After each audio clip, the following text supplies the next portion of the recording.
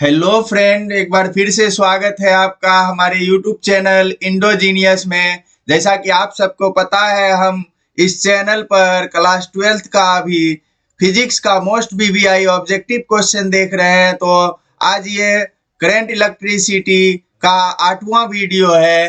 तो आइए शुरू करते हैं वीडियो को। पहला क्वेश्चन है, वोल्ट मीटर से मापन होता है। तो वोल्ट मीटर से जो मापन होता है, ऑप्शन ए कह रहा है धारा का, ऑप्शन बी विद्युत वाहक बल का, ऑप्शन सी प्रतिरोध का और ऑप्शन डी आयनों के द्रव्यमान का।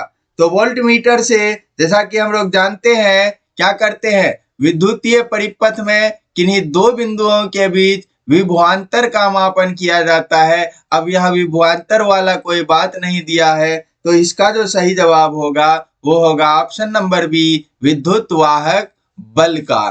तो वोल्ट मीटर से विद्युत वाहक बल का मापन करेंगे। अगला क्वेश्चन देखेंगे, क्वेश्चन नंबर 2, रासायनिक तुल्यांक बराबर होता है। ऑप्शन ए परमाणु भार बटा संयोजकता, ऑप्शन बी संयोजकता बटा परमाणु भार, ऑप्शन सी परमाणु भार इंटू संयोजकता और ऑप्शन डी केवल परमाणु भार। तो रासायनिक तुल्यांक जो होती है वो होती है परमाणु भार बटा संयोजकता के बराबर। परमाणु भार बटा संयोजकता, ऑप्शन नंबर ए इसका बिल्कुल सही जवाब होगा। अगला क्वेश्चन देखेंगे, क्वेश्चन नंबर 3, फैराडे मात्रक होती है। तो जैसा कि जानते हैं हम लोग, कोई कैपेसिटर ले तो कैपेसिटर में जो धारिता होती है, इस धारिता का मात्रक क्या होती है, फैराडे। जो संधारित्र होगा उसकी धारिता का मात्रक फैराडे होता है, यानी ऑप्शन नंबर बी इसका बिल्कुल सही जवाब होगा।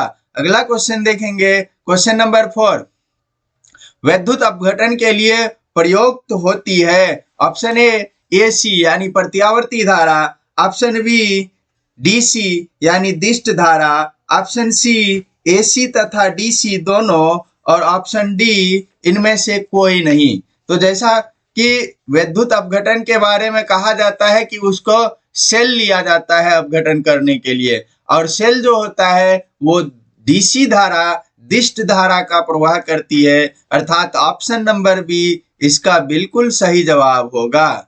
नेक्स्ट क्वेश्चन देखेंगे, क्वेश्चन नंबर 5, 4 प्रतिरोध कुंडलियां जिनमें प्रत्येक का प्रतिरोध 4 ओम है, समांतर क्रम में जोड़ी गई है, उनका संयुक्त प्रतिरोध होगा। 4 प्रतिरोध है, चारों को समांतर क्रम में जोड़ा गया है, इस तरह से कुछ।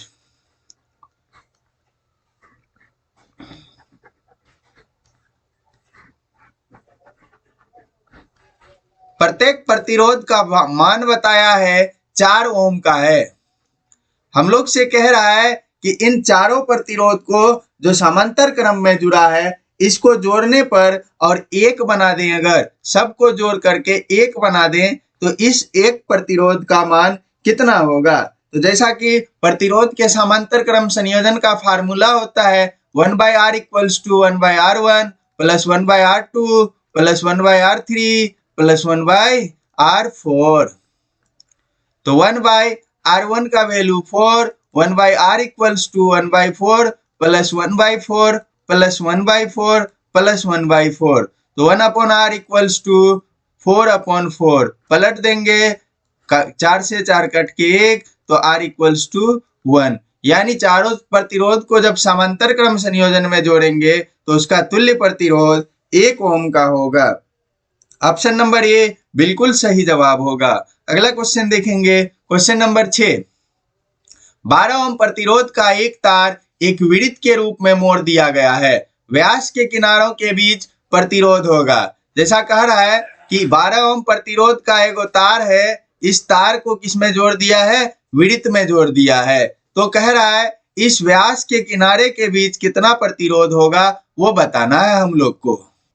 तो जब भी इस तरह का क्वेश्चन दिखेगा जिसमें कोई प्रतिरोध को वृत्ताकार पथ पर जोड़ दिया जाए और उसके व्यास के सिरों के बीच प्रतिरोध पूछा जाए, तो सिंपली जो प्रतिरोध दिया रहेगा, प्रतिरोध को 4 से डिवाइड कर देंगे, यानी 4 से डिवाइड, इस वृत्त को 4 भाग में तोड़ के जो एक भाग का प्रतिरोध होगा वही प्रतिरोध इसके लिए हो जाएगा। तो जैसा कि यहाँ 12 ओम का प्रतिरोध दिया है, इसको 4 से डिवाइड करेंगे तो 4 तिया 12, 3 ओम प्रतिरोध प्राप्त होगा। यही होगा व्यास के किनारों के बीच प्रतिरोध का मान। ऑप्शन नंबर ए इसका बिल्कुल सही जवाब होगा। नेक्स्ट क्वेश्चन देखेंगे, क्वेश्चन नंबर 7 इलेक्ट्रॉन वोल्ट द्वारा मापा जाता है। इलेक्ट्रॉन वोल्ट जो मात्रक होती है वो ऊर्जा का मात्रक होती है, क्योंकि एक इलेक्ट्रॉन वोल्ट बराबर 1.6 इंटू 10⁻⁻19 जूल के बराबर होता है और जूल ऊर्जा का मात्रक है, यानी इलेक्ट्रॉन वोल्ट भी ऊर्जा का मात्रक हुआ करता है। ऑप्शन नंबर बी बिल्कुल सही जवाब होगा। अगर आप हमारे चैनल पर नए हैं, अभी तक चैनल को सब्सक्राइब नहीं किए हैं,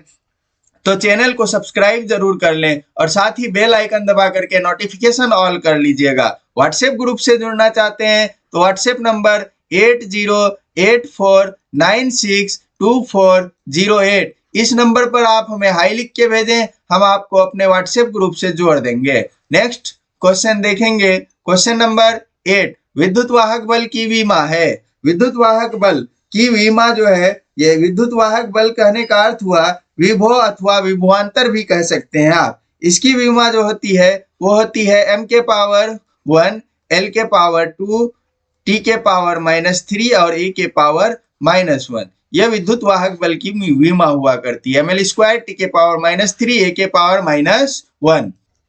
ऑप्शन नंबर डी बिल्कुल सही जवाब हो जाएगा। नेक्स्ट क्वेश्चन देखेंगे, क्वेश्चन नंबर 9 यदि 0.005 ओम के एक प्रतिरोध को 1 मेगा ओम प्रतिरोध के समांतर क्रम में जोड़ा जाए तो तुल्य प्रतिरोध होगा। ऑप्शन ए 1 मेगा ओम से कम परंतु 0.005 ओम से अधिक। ऑप्शन बी 0.005 ओम से कम।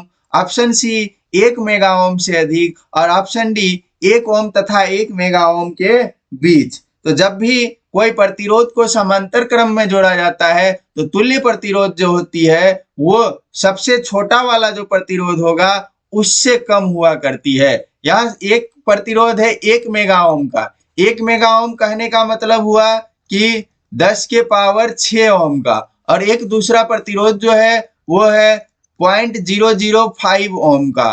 तो ये सबसे छोटा है, यानी जो प्रतिरोध होगा हम लोग के पास वो इससे कम आएगा तुल्य प्रतिरोध का मान, यानी ऑप्शन नंबर 20 का बिल्कुल सही जवाब हो जाएगा। नेक्स्ट क्वेश्चन देखेंगे, क्वेश्चन नंबर 10 विद्युतीय विभव की विमा है। तो विद्युत विभव की जो विमा होती है वो होती है ml² t के पावर -3 a के पावर -2। अभी जस्ट देखे थे क्वेश्चन नंबर 8 में कि विद्युत वाहक बल की विमा, वहां कहा गया था विद्युत विभव हो, विभवांतर हो या फिर विद्युत वाहक बल हो, सबकी विमा समान होती है, अर्थात ऑप्शन नंबर डी इसका बिल्कुल सही जवाब हो जाएगा।